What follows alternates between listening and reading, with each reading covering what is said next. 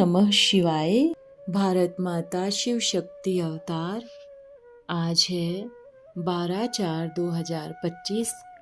Revise date है 7/10/1967। मीठे बच्चे, तुम भी पढ़ते हो, नई दुनिया में पद पाते हो। फिर 21 जन्म चलता है, इसलिए बाबा तुम्हें पद्मा पदम भाग्यशाली कहते हैं। तो तुम बच्चों को कितना नशा और खुशी रहनी चाहिए। ओम नमः शिवाय। मीठे मीठे रूहानी बच्चों लिए यह नई बात है, नई दुनिया के लिए नई बात है। शास्त्रों में यह बातें हैं नहीं, शास्त्र है भक्ति मार्ग के। इसको कहा जाता है हियर नो इविल। आगे बंदरों को दिखाते थे, होगा तो मनुष्य लिए ना, जानवर क्या जाने। अभी मनुष्यों की भी बनाते हैं।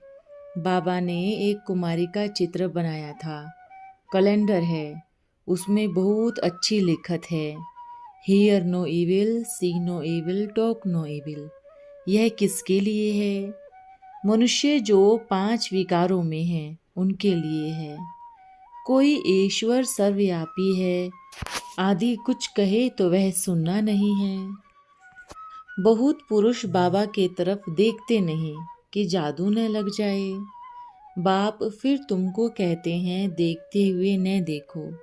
यह छीछी दुनिया है ना, रावण की पुरी है। मनुष्य सब पतित हैं, देखते हुए न देखो। तुमको अब तीसरा नेत्र मिला है, शांति धाम सुख धाम को देखो। अपने घर को याद करना माना देखना। यहाँ के जो घर है सब भूल जाओ। हे आत्माएं, हे बच्चे, अपने सुख धाम और शांति धाम को याद करो। यह सब कब्र दाखिल हो जाना है। नए मकान को देखते हैं तो पुराने से ममत्व मिट जाता है। तुम्हारा बाप बेहद की नई दुनिया से दिल जुटाते हैं। यह है बेहद का सन्यास। यह सब खत्म हो जाना है, बाप को ही याद करना है। हूबहू जैसे आशिक माशूक को याद करते हैं। बाप कहते हैं मैं तुम्हारा माशूक हूँ। वह एक दो के माशूक होते हैं। तुम सब मेरे आशिक हो, मैं एक माशूक हूँ। वह आशिक होते हैं शरीर पर, विकार की दृष्टि नहीं जाती। यहाँ भी विकार की बात नहीं। 550 करोड़ आत्माएं आशिक हैं एक परमपिता परमात्मा पर। बाप कहते हैं अभी तुम सबकी वानप्रस्थ अवस्था है। तुमको वाणी से परे घर जाना है। यह ब्राह्मण कुल सो विष्णु कुल बनता है, फिर क्षत्रिय कुल, वैश्य कुल, शूद्र कुल बनेगा। मनुष्य यह नहीं जानते विष्णुपुरी सतयुग को कहा जाता है, जहाँ लक्ष्मी नारायण का राज्य है।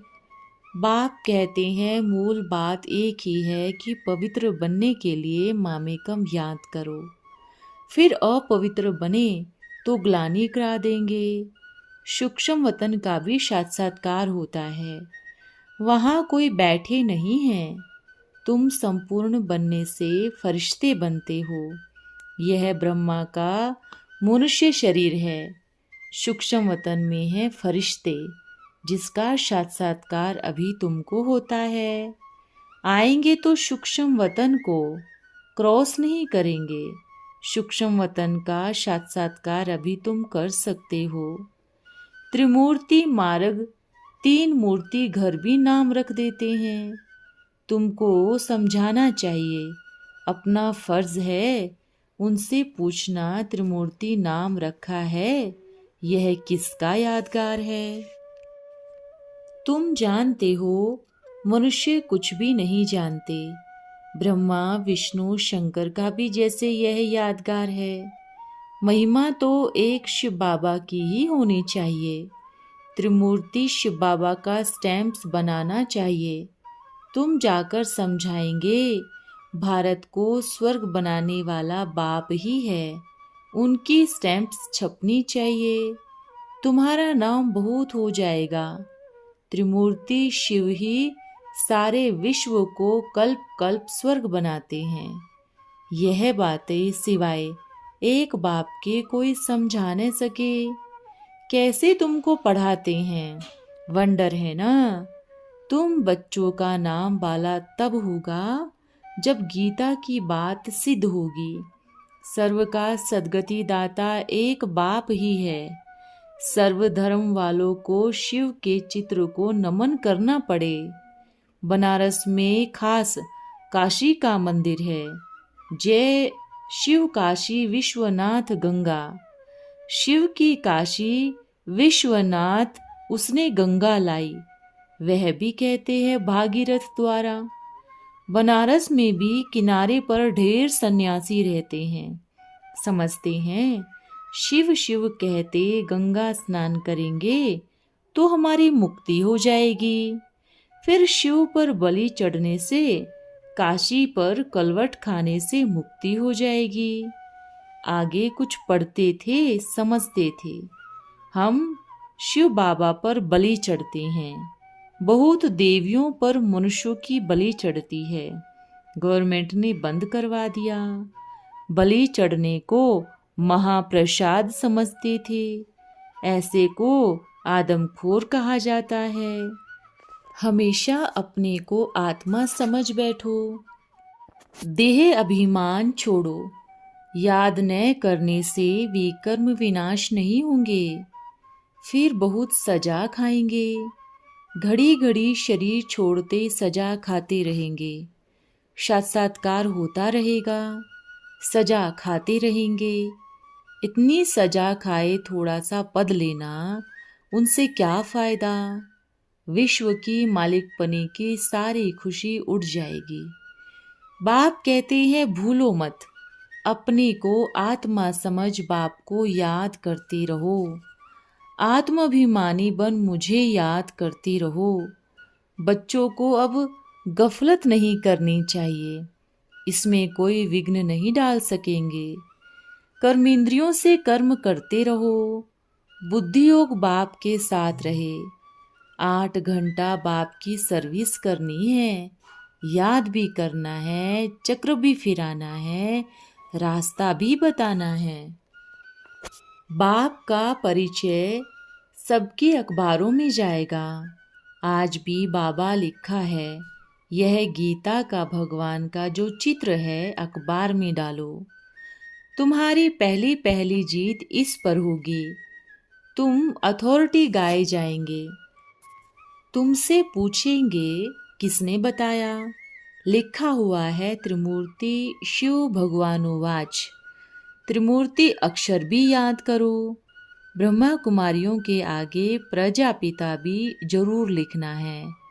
तब समझेंगे ब्रह्मा भी जरूर यहाँ होगा। सूक्ष्म वतन में तो एडॉप्ट कर न सके। ऐसी ऐसी सब पॉइंट्स धारण कर तुमको गांव-गांव, शहर शहर में सर्विस करनी है। तुम हो गॉडली रूहानी वर्कर्स। समझेंगे वही जिन्होंने कल्प पहले समझा है। मूंझने की बात ही नहीं। समझाना चाहिए सतयुग में एक ही धर्म होता है। तुम्हारे पास चित्र भी है। बड़े बड़े म्यूजियम खुलते रहेंगे। मुंबई में एग्जीबिशन होगी, वहाँ स्टॉल में चित्र रखेंगे। बहुतों को नॉलेज मिलेगी। बाप कहते हैं मुझे याद करो तो तुम प्योर बन जाएंगे। कब भी पूछना हो तो लिखकर पूछो। यह है अविनाशी सर्जन। तुम बच्चे अविनाशी ज्ञान रत्नों का दान करते हो, जिससे पदम भाग्यशाली बनते हो। नंबरवार पद तो होता ही है ना, यहाँ भी फर्क तो है ना। तुम्हारा भी पढ़ाई पर फर्क होगा। पुरुषार्थ करना चाहिए। अपना समय बर्बाद नहीं करना चाहिए। यह समय बहुत बहुमूल्य है। अमूल्य जीवन इसको कहा जाता है। इनको सफल करना है। कांग्रेस में सोशल वर्कर्स कितने हैं, उनकी इज्जत है। तुम ब्राह्मण भी इज्जत लायक होते रहते हो। भावनगर में बच्चियां अच्छी सर्विस कर रही है। अहमदाबाद में भी सर्विस वृद्धि को पा रही है। तुम्हारा बड़ा कॉलेज बड़ा पढ़ाने वाला है तो छोटे सेंटर में राजी नहीं हो जाना चाहिए। कोशिश करनी चाहिए बड़े सेंटर की। बाप बैठे हैं, मनुष्यों को तुम्हारी पहचान तो है नहीं। बाप को जो नहीं जानते वह है जंगली बुद्धि। शास्त्रों में भी है विनाश काले जंगली बुद्धियों की विपरीत बुद्धि। लौकिक बाप को जानना, पारलौकिक बाप को न जानना तो जंगली जानवर ठहरे। यहाँ आते हैं तो महसूस करते हैं बगीचा तो सतयुग का है, यथा राजा रानी तथा प्रजा है। भगवानोवाच यह है आसुरी संप्रदाय। जंगल में रहने वाले बंदर से बदतर बंदरों को भी सब कुछ सिखाते हैं। बाप कहते हैं शक्ल मनुष्य जैसे, कर्तव्य बंदर जैसे हैं। अपने देवी देवताओं की महिमा गाते हैं। अभी तुम बच्चे जानते हो 5 विकारों रूपी माया क्या हाल कर देती है। कितनी माताएं मार खाती है विकार के लिए। अबलाओं पर अत्याचार का गायन है। बाप आकर बहुत बड़ा ऑर्डिनेंस निकालते हैं। तुम्हारी है पांडव गवर्नमेंट। आगे चल लिखेंगे पांडव गवर्नमेंट। तुम रूहानी पंडे हो ना, सबको रास्ता बताने वाले। यहाँ बैठे तुम बताते हो। बाप को याद करो। ऊंचे ते ऊंच भगवान शिवाय नमः, फिर ब्रह्मा विष्णु शंकर देवताए नमः। वह बड़ा ठहरा ना। ज्ञान का सागर भी वह है। ज्ञान का सागर सुख का सागर बाप ही है। उनको ही याद करना चाहिए। पूजा भी उनकी करनी चाहिए। यहाँ तो सबकी पूजा करते रहते हैं। समझते हैं सब में भगवान है, उनका ही चित्र है। तुम बच्चों को बाप सब समझाते हैं। ऊंचे ते ऊंच बाप ही है। लक्ष्मी नारायण को तुम बाप थोड़ी ही कहेंगे। इनका बच्चा ही बाबा मम्मा कहेगा। इनको बेहद के बच्चे नहीं होते। भक्ति की कितनी दंत कथाएं हैं। गुरुओं की जंजीरों से छुड़ाना पड़े। भक्ति सबको नचाती है, आधा कल्प नचाती है। बाप तो नहीं नचाते। घूमो फिरो खाओ, सिर्फ बाप को याद करते रहो। बाप पतित पावन है। जब आते हैं तो कहते हैं मुझे याद करो, तो पावन बन जाएंगे, कट निकल जाएगी। तुम तमो प्रधान से सतो प्रधान बन जाएंगे। इसमें मेहनत की भी बात नहीं। बाप आए हैं, बेहद का बाप हमको वर्षा देते हैं। हमको पवित्र रहना चाहिए। इन लक्ष्मी नारायण जैसा दैवी गुण वाला हमको बनना है। फिर संस्कार ले घर चले जाएंगे। फिर पुरुषार्थ अनुसार नंबरवार सुखधाम में आएंगे। बाकी तो सब है भक्ति की राजाई। इनका प्रभाव बहुत है तो तुम थोड़े छुप जाते हो। सारे विश्व में तुम कितने थोड़े हो, गिनती भी नहीं हो सकती। तुम जानते हो हम संस्कार ले जाएंगे। हमको इस जन्म में पद नहीं पाना है। तुम अभी पढ़ते हो, नई दुनिया में पद पाते हो। फिर 21 जन्म चलता है। इसलिए बाबा पदम भाग्यशाली कहते हैं। तो इतनी खुशी नशा रहना चाहिए। चित्र लक्ष्मी नारायण हाथ में ले बोलो, इन्हों को यह राज्य किसने दिया? यह सतयुग के मालिक थे। उन्हों को यह वर्षा दिया किसने? अभी समझते हैं हम यह पद पा रहे हैं। यह जानते हैं हमारी आत्मा पढ़ाई पढ़ती है। भविष्य दूसरे जन्म में यह बनेंगे और कोई भविष्य के लिए कह न सके। यह सिर्फ एक ही बार बाप समझाते हैं। टीचर कह न सके इस पढ़ाई से तुमको दूसरे जन्म में पद मिलेगा। नहीं, वह तो यहाँ ही दर्जा पा लेते हैं। तुम यहाँ पढ़ते हो नई दुनिया में मर्तबा मिलेगा। तुम मनुष्य से पुरुषोत्तम देवी देवता बन रहे हो।